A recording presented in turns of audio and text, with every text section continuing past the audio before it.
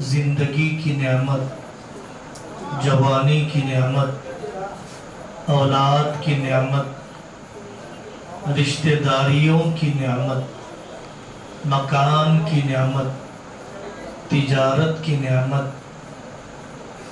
نعمتیں ذمہ داریاں پوری کرنے کے لیے ہے، خواہشات پوری کرنے کے لیے نہیں ہے۔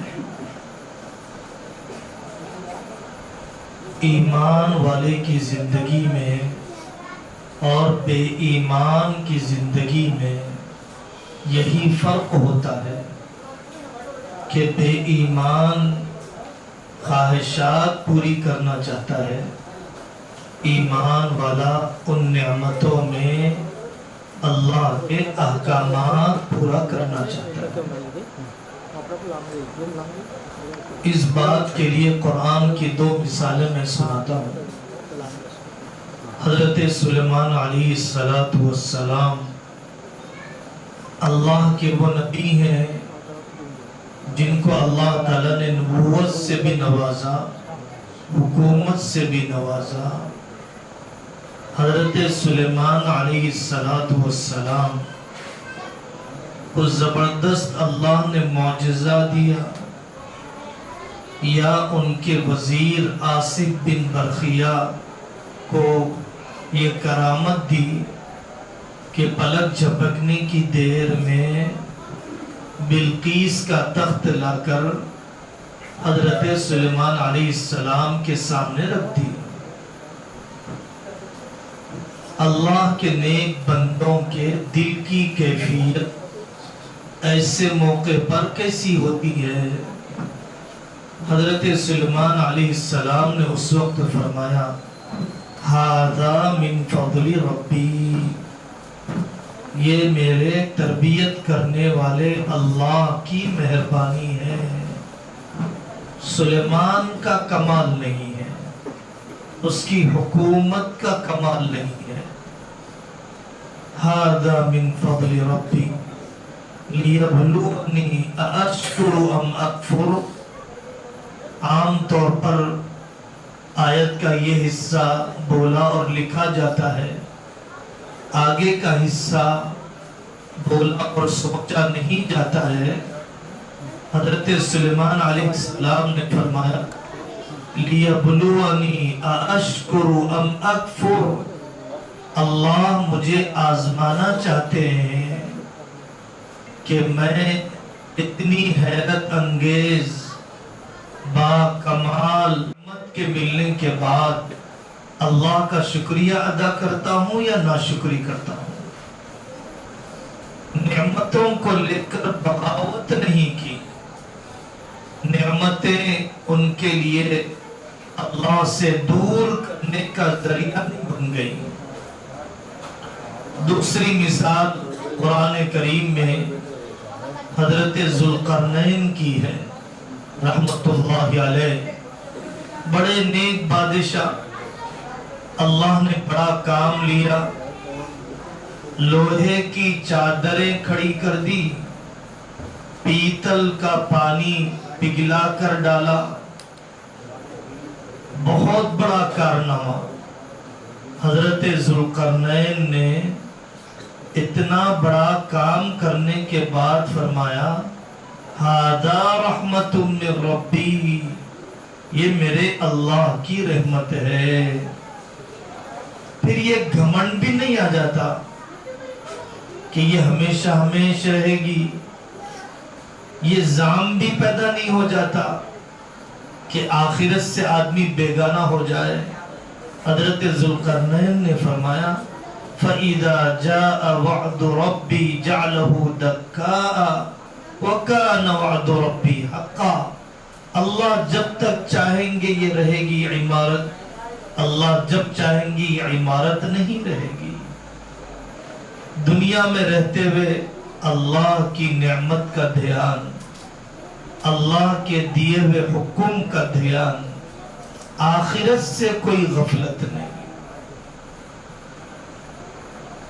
حضرت رسول اللہ صلی اللہ علیہ وسلم جب گھر میں داخل ہوتے ہیں، آخرت کی یاد کرواتے ہیں، صحابیات سیرت کی کتابوں میں ہے، اپنے شوہروں کو فکر مند دیکھتی تو یہ فرمایا کرتی تھی کہ تمہارے دل پر آخرت کا بوجھ ہی بہت ہے، دنیا کا کون سا غم تم پر سوار ہو گیا، آخرت کا غم ہی تمہارے لیے کافی ہے، دنیا کا کون سا غم سوار ہو گیا۔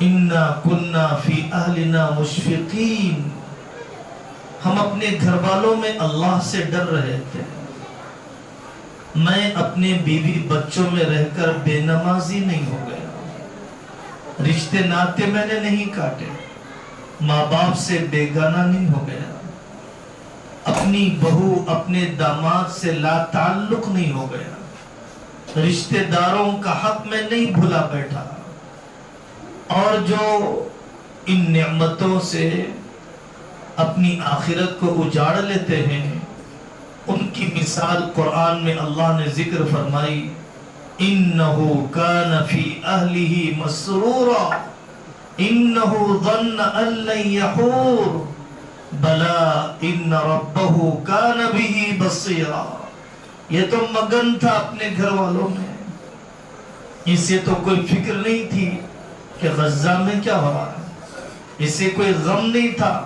ملک کی اوقاف کیسے خطرے میں ہیں، اسے کوئی فکر نہیں تھی کہ مکاتب اجڑ رہے ہیں، اسے اس سلسلے میں کوئی درد نہیں تھا کہ اس کے خاندان کی جوان بیواؤں کا نکاح کیوں نہیں ہو رہا ہے۔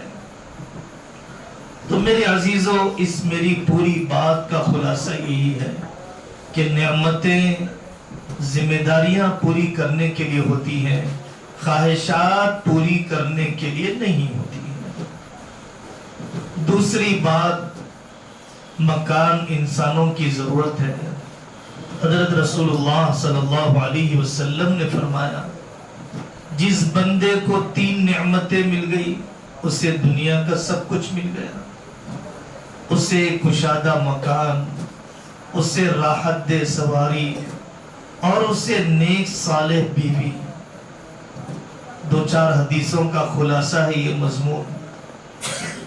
حضرت رسول اللہ صلی اللہ علیہ وسلم مدینہ منورہ جب آپ تشریف لائے، مسجد نبوی کے ساتھ آپ نے 9 کمرے بھی بنائے 9 بیویوں کے لیے۔ مکان کا بنانا بے دینی نہیں ہے، مکان کا بنانا آخرت سے غفلت کی علامت نہیں ہے۔ آپ نے 9 مکانات بنائے، فضول خرچی نہ ہو، نمائش نہ ہو، دوسروں سے مقابلہ اور ریاکاری کا جذبہ نہ ہو۔ حضرت رسول اللہ صلی اللہ علیہ وسلم نے یہ مزاج بنایا صحابہ کا۔ حضرت تھانوی رحمت اللہ علیہ ابتدا میں زہد کا اتنا غلبہ تھا کہ مکان کی تعمیر کے سلسلے میں متفکر رہتے تھے، کرنا چاہیے نہیں کرنا چاہیے۔ اپنی اہلیہ کے ساتھ حج پر گئے تو حضرت حاجی امداد اللہ مہاجر مکی رحمت اللہ علیہ اپنے شیخ سے کہا کہ حضرت گھر والی کہتی ہے مکان تو بنا دیجئے، اور میرا دل، میری طبیعت چاہتی نہیں ہے۔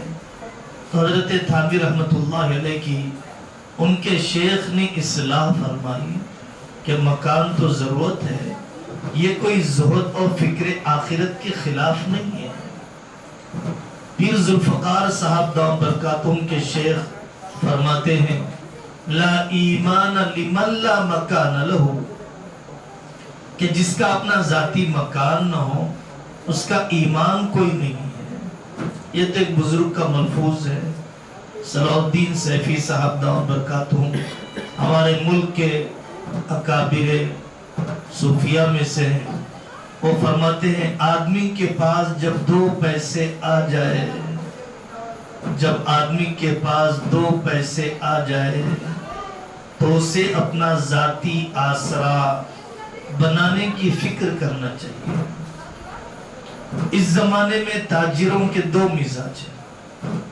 تاجروں کا ایک مزاج یہ ہے کہ بڑے شاندار، بڑے عالی شان، بہت بے ضرورت، بہت زیادہ گارے مٹی پر خرچ کرنا ایک مزاج، اور ایک مزاج یہ ہے کہ ذاتی مکان کیوں تعمیر کریں، وہ پیسہ بھی ہمیں انویسٹ کرتے رہیں گے، کاروبار میں روٹیشن کرتے رہیں گے، کروڑوں روپیہ مکان کی تعمیر میں لاکھوں روپیہ لگانے کی کیا وجہ ہے، کیا ضرورت ہے؟ تاجروں کی یہ دونوں مزاج غلط ہے، افراط اور تفریط کی طرف ہے، بے اعتدالی کی طرف ہے۔ ضرورت کا مکان اپنی استطاعت کے مطابق مناسب جگہ پر، لون کے قرض کے بغیر، بیاج کے قرض کے بغیر، بہنوں کی میراث کھائے بغیر، سالہ سال کی زکوٰۃ روکے بغیر، اپنے فرض حج کو ٹھکرائے بغیر، ضرور اسے اپنے ذاتی مکان کی 2 پیسے جمع کر کے ضرور فکر کرنا چاہیے۔ کرائے کی در در کی ٹھوکریں کھاتا رہے گا، بیوی کا شرعی پردہ کیسے ہو پائے گا، اولاد کی تربیت کیسے ہو پائے گی، علاقے اور بستی میں دین کی محنت، تعلقات کیسے مستحکم ہوں گے؟ مہینوں گزر گئے، کبھی اپنے بچوں کے ساتھ بیٹھنے کا موقع نہیں ملا، سالوں گزر گئے، اپنی بہوؤں کو لے کر کبھی تربیتی مذاکرہ کرنے کا موقع نہیں ملا۔ یہ زندگی کی بے اعتدالیاں ہیں، اس سے اپنے آپ کو بچانا چاہیے۔ شکر کرنے کی عادت بناؤ، حرص کرنے کی نہیں۔ حضرت عیسیٰ علیہ السلام کا ایک واقعہ سناتا ہوں۔ ہماری بہنیں آس پاس کے علاقوں سے آئی ہیں، واقعات یاد رہتے ہیں۔ حضرت عیسیٰ علیہ السلام اپنے ایک شاگرد کے ساتھ سفر میں تھے، لالچی قسم کا شاگرد تھا۔ حضرت نے اسے 1 درہم دے کر کہا کہ روٹی خرید کر لاؤ۔ وہ جانے لگا، اس کے پاس 2 درہم تھے، اس نے 3 روٹیاں خرید لی، اور آتے آتے سوچنے لگا کہ روٹیاں 3 ہیں، 2 آدمی ہیں، اگر میں پوری 3 روٹیاں لے جاتا ہوں تو 1.5 وہ کھائیں گے، 1.5 میں کھاؤں گا، اس سے بہتر یہ ہے کہ میں 1 کھا کر جاؤں۔ 1 زائد روٹی اس نے کھا لیا، صرف 2 روٹیاں لے کر گیا۔ حضرت عیسیٰ علیہ السلام نے پوچھا کہ 2 ہی روٹیاں تھی؟ اس نے کہا ہاں جی حضرت، 2 ہی روٹیاں خریدی میں نے۔ حضرت نے کھا لیا، آگے سفر شروع ہوا۔ حضرت عیسیٰ علیہ السلام نے جنگل کے کھائے جانے والے جانور کی طرف اشارہ کیا، ہرن یا بکری کی طرف۔ وہ آ بھی گئے، تل گئے، بھن گئے، اسے کھا لیا۔ انہوں نے حکم دیا، پھر زندہ ہو گئے، جانے لگے۔ ہرن چوکڑی مار کر جانے لگا۔ حضرت عیسیٰ علیہ السلام نے پوچھا کیسا کام تھا؟ حضرت بہت غیر معمولی معجزہ۔ روٹیاں کتنی تھی؟ کہا کہ روٹیاں تو 2 ہی تھی۔ حضرت عیسیٰ علیہ السلام نے آگے سفر کیا، اس طرح کا اور واقعہ پیش آیا۔ حضرت نے پوچھا روٹیاں کتنی تھی؟ کہ 2 ہی تھی۔ تیسرا مرحلہ آیا تو ایک جگہ پر 3 سونے کی اینٹیں تھیں۔ حضرت نے فرمایا کہ بھائی یہ 3 سونے کی اینٹیں اس آدمی کو ملیں گی جس کے پاس تیسری روٹی ہے۔ تو اس نے کہا کہ حضرت 3 روٹیاں تھی، تیسری روٹی تو میرے پاس ہے۔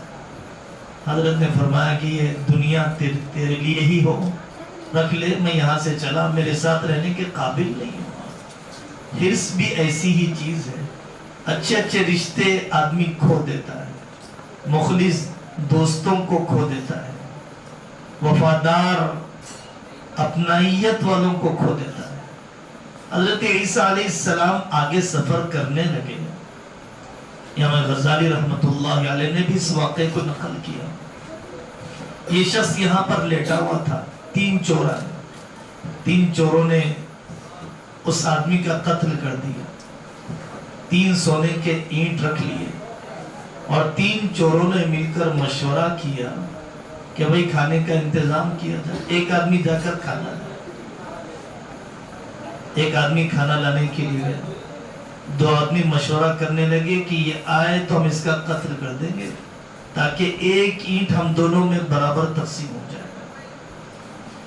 جانے والا سوچنے لگا کہ کیوں نہ میں کھانے میں زہر ملا دوں, باقی 2 اینٹیں مجھے ہی مل جائیں.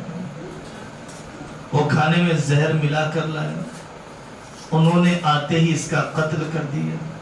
کھانا کھانے کے بعد ان دونوں کی بھی موت واقع ہو گئی. 4 جنازے تھے, 3 اینٹیں تھی. حضرت عیسیٰ علیہ السلام واپسی میں گزر ہوا, فرمانے لگے یہی وہ دنیا ہے. ان چاروں نے اپنی جان کھو دیا, رتی برابر فائدہ نہ اٹھایا. یہ حرص کا نتیجہ ہے. یہ پورے بازار کی تصویر ہے. یہ پورے تاجروں کی زندگی کا آئینہ ہے. تربیت سے زندگیاں بنتی ہیں, دولت سے نہیں بنتی ہیں. جتنا ہمارا معاشرہ دولت اکٹھا کرنے کی طرف جا رہا ہے اتنا اپنی نسلوں کی تربیت کی طرف نہیں جا رہا.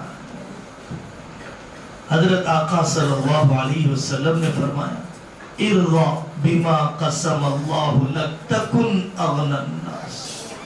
ارضا بما قسم اللہ لک تکن اغنى الناس. اللہ کے دیے پر راضی ہو جا, سب سے بڑا مالدار ہو جائے. آدمی جیب سے مالدار نہیں ہوتا, شاندار مکانات محلات سے مالدار نہیں ہوتا. آدمی اپنے دل سے مالدار ہوتا ہے. آدمی اپنے دل سے مالدار ہوتا ہے. ان الغنى غنى النفس ارضا بما قسم اللہ. آپ پڑھ لیجئے پوری اکنومی, پڑھ لیجئے دنیا کے پورے مالداروں کی کہانی. اللہ کے دیے پر راضی ہو جاؤ. اس سے کامیاب کوئی فارمولا نہیں ہے آدمی کے دلی سکون کے لیے. حضرت تھانوی رحمت اللہ علیہ نے متعدد حدیثوں کو نقل کیا کہ کچھ مالدار ایسے ہیں کہ جن سے اللہ تھوڑی سی دولت چھین لے تو وہ کافر ہو جائے, اور بہت سے غریب ایسے ہیں جن کو 2 پیسے مل جائیں تو ایمان چھوڑ دیں. اللہ نے جس کو جتنا دیا ہے اس کے لیے اتنا ہی بہتر ہے. ارضا بما قسم اللہ لک تکن اغنى الناس. قناعت کا مطلب بے تدبیری نہیں ہے. قناعت کا مطلب کاہلی نہیں ہے. قناعت کا مطلب بے شرمی نہیں ہے. قناعت کا مطلب منصوبہ بندی اور پلاننگ سے رکنا نہیں ہے. جیسے ہم نے صبر کو, بزدلی کو صبر سمجھ لیا, غفلت کو صبر سمجھ لیا. صبر دانش مندانہ منصوبہ بندی کا نام ہے. صبر خاموش آگے کے پلان کرنے کا نام ہے. صبر خاموشی کا نام ہے. صبر پست ہمتی کا نام نہیں. صبر اپنی زندگی کے جائزہ لینے کا نام ہے. ہم ایمان والے ہیں, ہمیں واسطو سے کوئی واسطہ نہیں ہے. ہمارے حضرت شاہ صاحب فرماتے ہیں کہ واسطو سے ہمیں کیا واسطہ ہے. جو بے ایمان ہوتے ہیں وہ نہ جانے کن کن چیزوں سے ڈرتے ہیں. ایمان والا نافع صرف اللہ کی ذات ہے, نقصان صرف اللہ کی ذات سے. وَإِن يَمْسَسْكَ اللَّهُ بِضُرٍّ فَلَا كَاشِفَ لَهُ إِلَّا هُوَ. اللہ کے علاوہ مصیبت کا دفع کرنے والا کوئی نہیں ہے. برکتیں اللہ کے دینے سے آئیں گی, دروازے کا رخ بدلنے سے نہیں, کچن کا رخ بدلنے سے نہیں, سورج کی روشنی سے نہیں.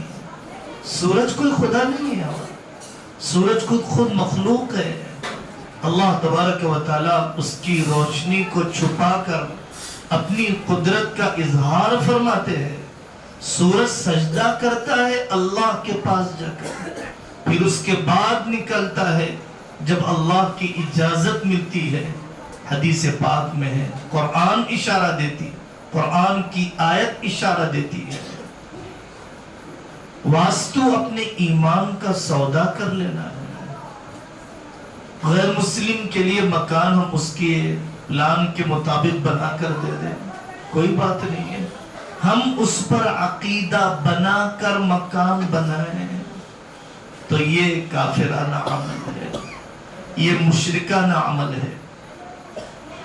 ترمذی شریف کی روایت ہے، جو کسی عراف کے پاس جائے، جوتشی کے پاس جائے اور اس کی بات کو سچ مان لے، فقد کفر بما انزل علی محمد، تو اس نے اس چیز کا انکار کر دیا جو محمد الرسول اللہ صلی اللہ علیہ وسلم پر اللہ نے شریعت اتاری ہے. غیب کا جاننے والا کوئی نہیں ہے. بلائیں نماز سے ٹلتی ہیں، بلائیں صدقات سے ٹلتی ہیں، بلائیں حلال مال سے ٹلتی ہیں، قسمتیں دعا سے بنتی ہیں، عمر صلہ رحمی سے بڑھتی ہے. رشتہ کاٹ کر، خاندان سے کٹ کر لوگ انشورنس کراتے ہیں اپنی بری موت سے بچنے کے لیے. عمر جو بڑھے گی صلہ رحمی سے بڑھے گی. رشتوں کے جوڑنے والے بنو، رشتوں کے جوڑنے والے بنو.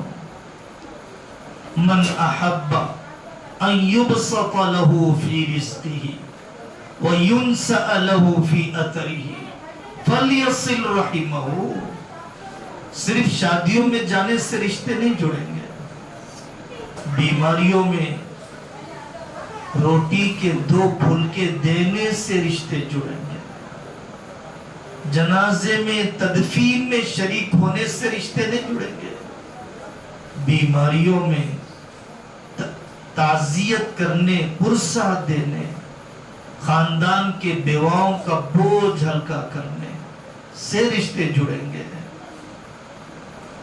خاندان کا ایک مشورہ آدمی باقی رکھے، بچوں کی تربیت کا ایک قبلہ بنا کر رکھے. یہ اصل صلہ رحمی ہے، یہ اصل صلہ رحمی ہے.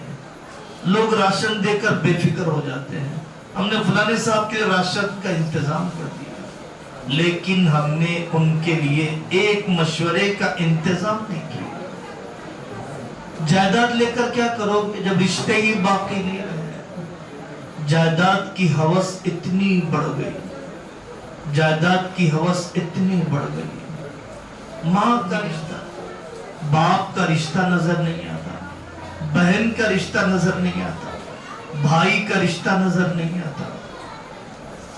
مقدمے بازیاں، سالہ سال وکیلوں کی فیس، بیماریوں کا انبار بن گئے. شوگر، بی پی، ذہنی دباؤ، اسٹریس، راتوں کی نیند کا حرام ہو جانا، لیکن معاف کرنے تیار نہیں، معافی چاہنے تیار نہیں، چھوٹا بننے تیار نہیں ہے، پیچھے ہٹنے تیار نہیں ہے.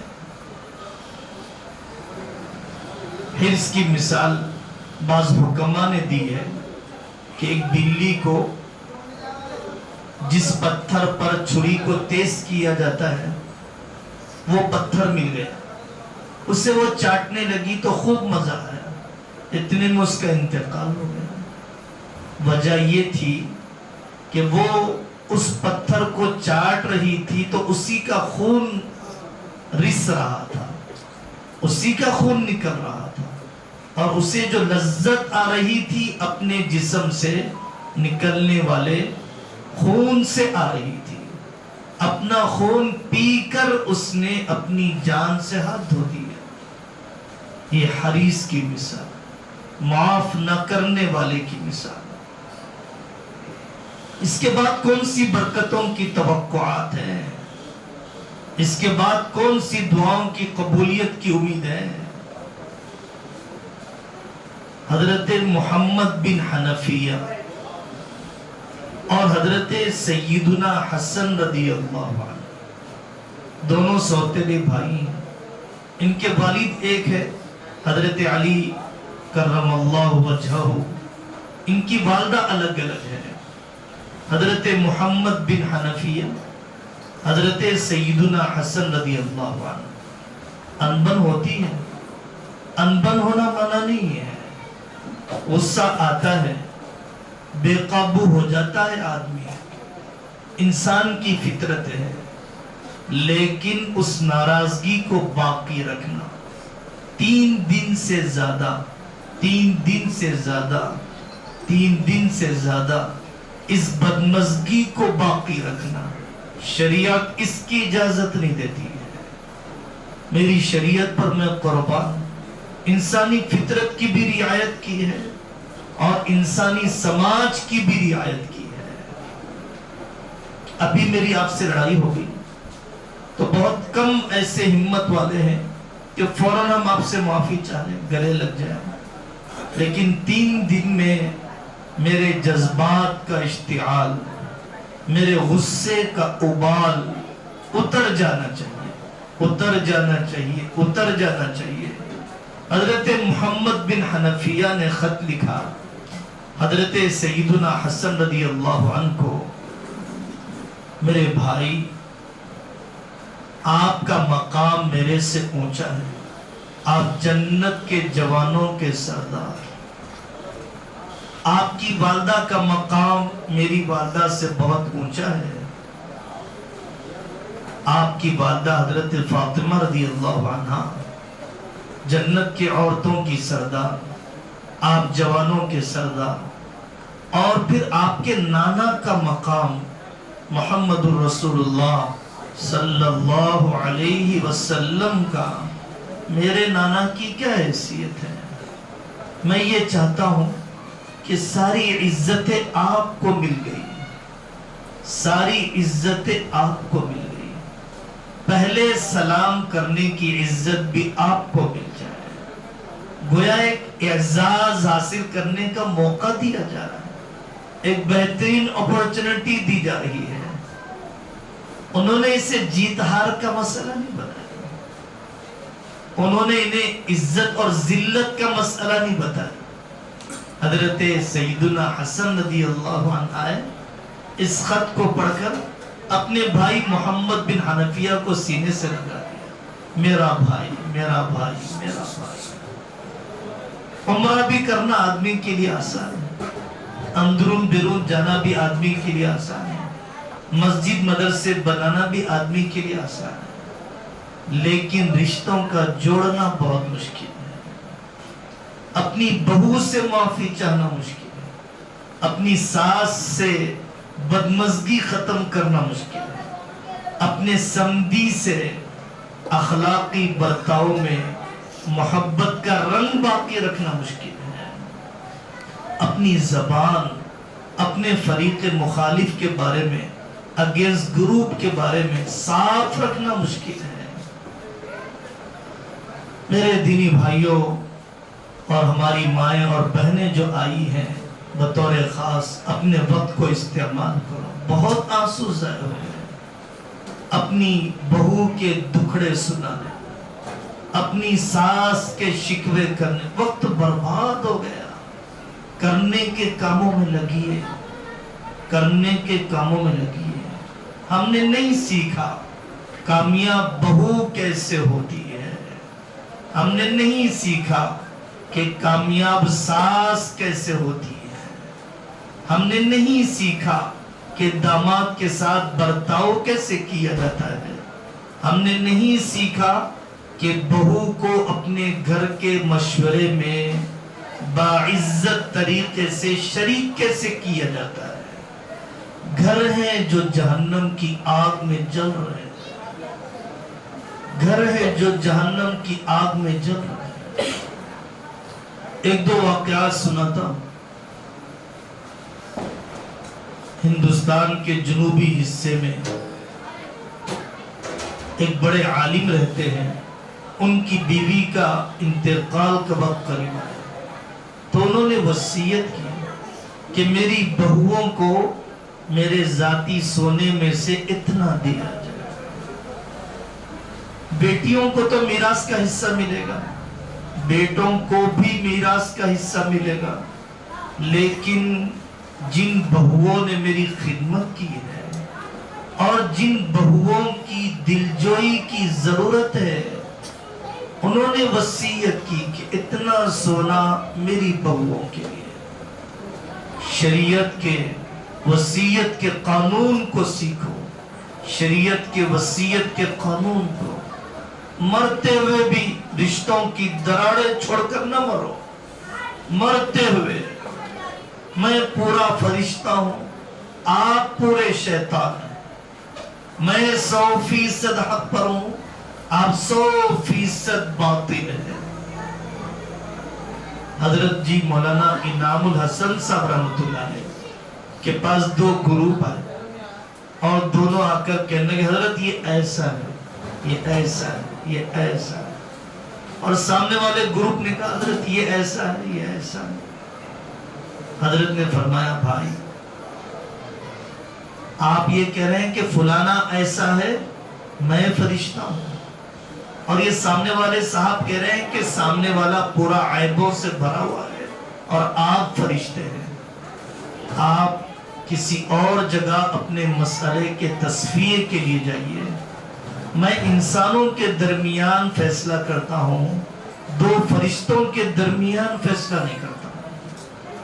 اپنے آپ کو بذام خود معصوم عن الخطا اور فرشتہ سمجھنے والوں کے درمیان میں فیصلہ نہیں کر سکتا۔ آپ جاؤ کسی اور کے پاس جو فرشتوں کے درمیان فیصلہ کرے۔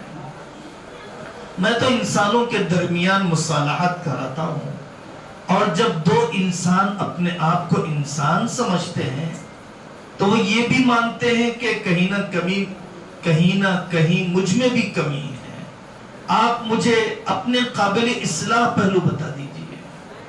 عجیب بات ہے، آدمی ڈاکٹر کے پاس جاتا ہے تو اپنی بیماری سننا چاہتا ہے، بلکہ خوش ہوتا ہے کہ ڈاکٹر صاحب نے میری بیماری پکڑ لی ہے، اور مفتی صاحب کے پاس جاتا ہے تو سامنے والے کی بیماری سننا چاہتا ہے، اپنی بیماری سننا نہیں چاہتا ہے۔ جو ایسی عدالت چاہتے ہیں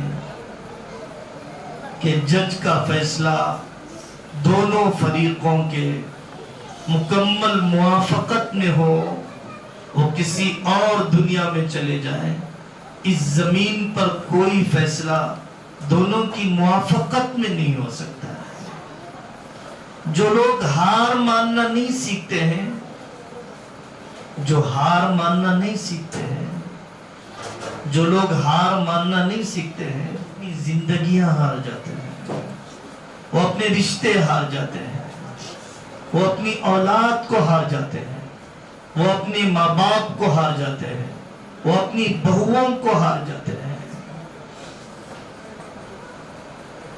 حضرت مولانا یسر رحمۃ اللہ علیہ فرماتے تھے حق دینے والوں کو حق ملتا ہے، حق مانگنے والوں کو حق نہیں ملتا۔ باپ یہ سوچے نا کہ میں کیا حق ادا کروں میری اولاد کا، اس عمر میں مجھے اپنی اولاد کا کیا حق ادا کرنا چاہیے۔ اولاد سوچے کہ ہمیں اس عمر میں اپنے والدین کا کیا حق ادا کرنا چاہیے۔ اما یبلغن عندک الکبر احدہما او کلاہما، خدمت تو وہ ہے جو بڑھاپے میں کی جاتی ہے، خدمت تو وہ ہے جو بڑھاپے میں کی جاتی ہے۔ قرآن نے خدمت کا جب تذکرہ کیا تو بڑھاپے کا ذکر کیا۔ بڑھاپا آدمی کی زبان بے قابو ہو جاتی ہے، غصہ بے لگام ہو جاتا ہے، زیادہ بولنے لگ جاتا ہے، آزار و امراض آ جاتے ہیں۔ اب آدمی اس کو نبھائے اپنی آخرت بنانے کے لیے، آدمی اس کو نبھائے اپنی آخرت بنانے کے لیے۔ مفتی شفیع صاحب رحمۃ اللہ علیہ اتنے بڑے آدمی ہیں، ایک مرتبہ اپنی بیٹی کو تھوڑے سے سخت لب و لہجے میں ڈانٹ دیے۔ اس کے بعد یاد آیا کہ میں نے اپنی بیٹی کو جس لب و لہجے میں کہا ہے مجھے اس سخت لب و لہجے میں نہیں کہنا چاہیے تھا۔ مفتی شفیع صاحب رحمت اللہ علیہ، مفتی اعظم رحمت اللہ علیہ، معذوری کسی صورتحال بن گئی تھی، بیٹی کو بلایا اپنے گھر سے، بیٹا مجھے تم سے کچھ بات کرنا ہے۔ بیٹی کو بلا کر کہا بیٹا ہم نے آپ کو ٹوکنے میں لب و لہجہ زیادہ ہی تیکھا کر دیا تھا، ہمیں معاف کر دیجیے۔ تو بیٹی نے کہا ابا جی آپ تو ابو جی ہیں ہمارے، آپ جو کہہ دیں ہماری تربیت کے لیے۔ نہیں بیٹا ہمارا لب و لہجہ کچھ زیادہ تیکھا ہو گیا تھا، آپ ہمیں معاف کر دیجیے۔ بچی نے کہا کہ ابو جی آپ کو معافی چاہنے کی کوئی ضرورت نہیں، میرے دل پر اس کا کوئی اثر نہیں۔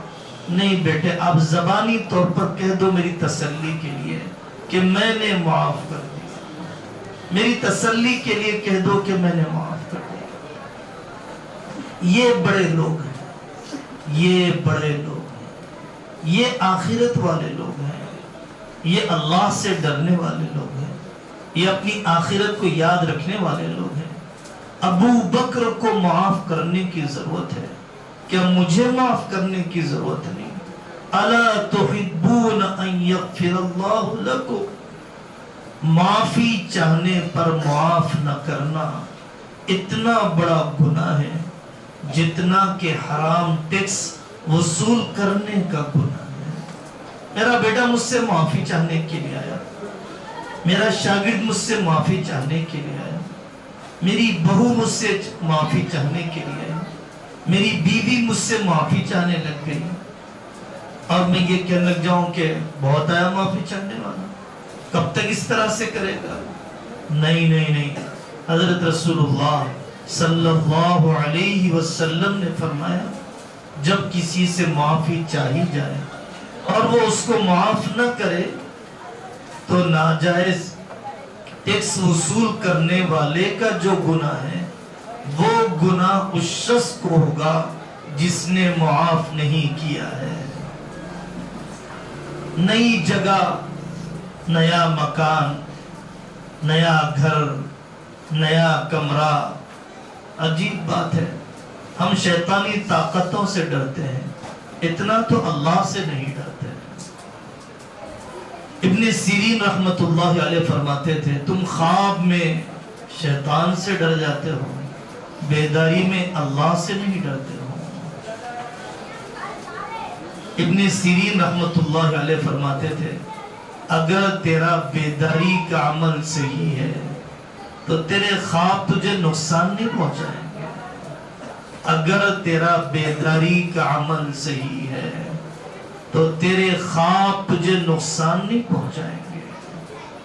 حضرت تھانوی رحمت اللہ علیہ فرماتے تھے کہ خواب اثر ہوتا ہے مؤثر نہیں ہوتا ہے، خواب اثر ہوتا ہے مؤثر نہیں ہوتا ہے۔ تو ہمارے یہاں ایک وہم ہے کہ نیا مکان جب شروع کیا جائے تو اس میں کنواری لڑکی سے دودھ پکوا کر ابلوایا جائے نئی چولہے پہ، تبھی اس گھر سے نحوست نکلے گی۔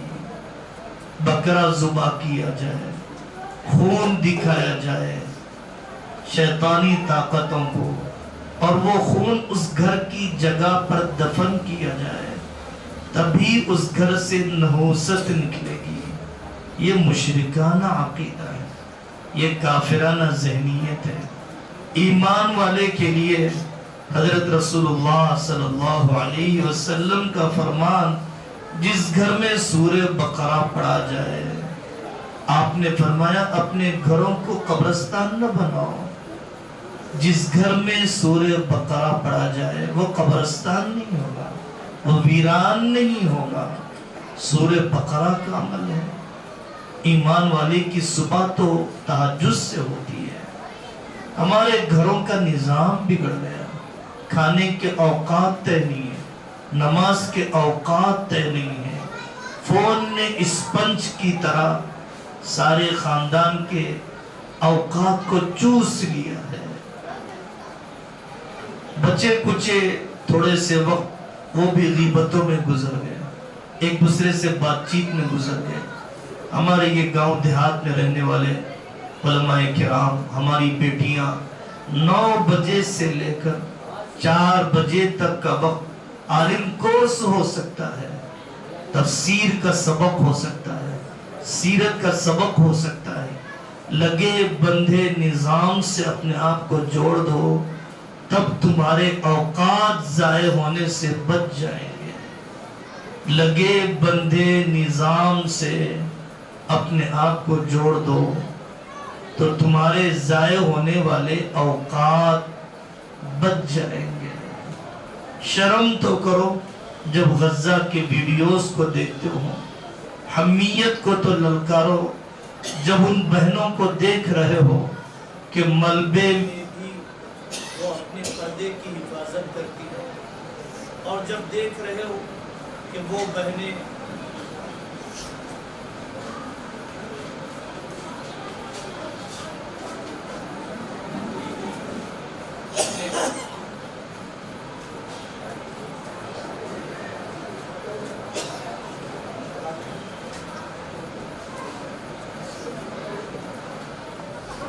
الحمدللہ رب العالمین، اللہم صلی علی محمد النبی الامی وعلی آلہ وسلم تسلیما۔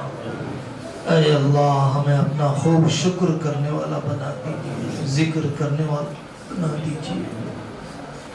اے اللہ اپنے ایمان جیسی نعمت سے نوازا، حضرت محمد صلی اللہ علیہ وسلم والی مبارک خوبصورت زندگی سے آپ نے نوازا، آپ نے جسم کو صحیح سلامت رکھا۔ اے اللہ ہمیں شکر کرنے والا بنا دیجیے۔ اے اللہ ہمیں اپنے غیر سے مستغنی فرما دیجیے، اپنے غیر کا یقین دل سے نکال دیجیے۔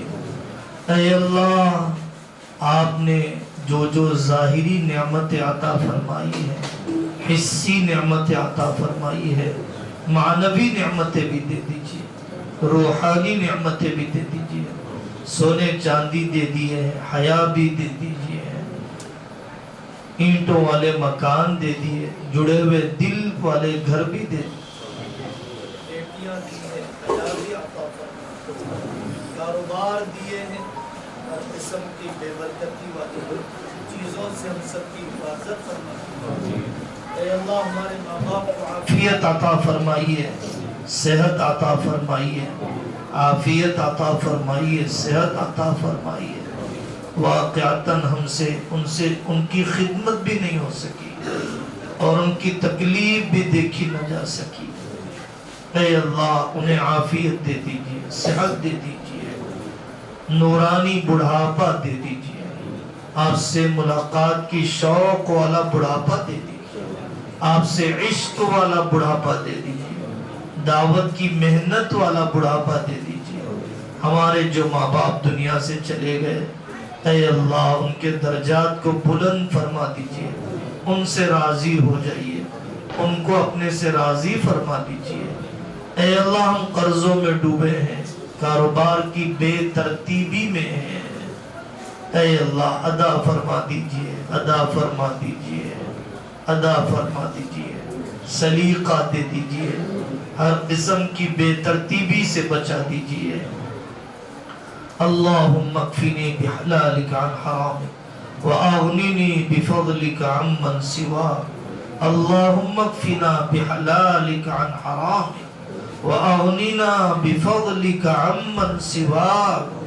اللہم انا نعوذ بک من الہم والحزن ونعوذ بک من الجبن والبخل ونعوذ بک من غلبۃ الدین وقہر الرجال۔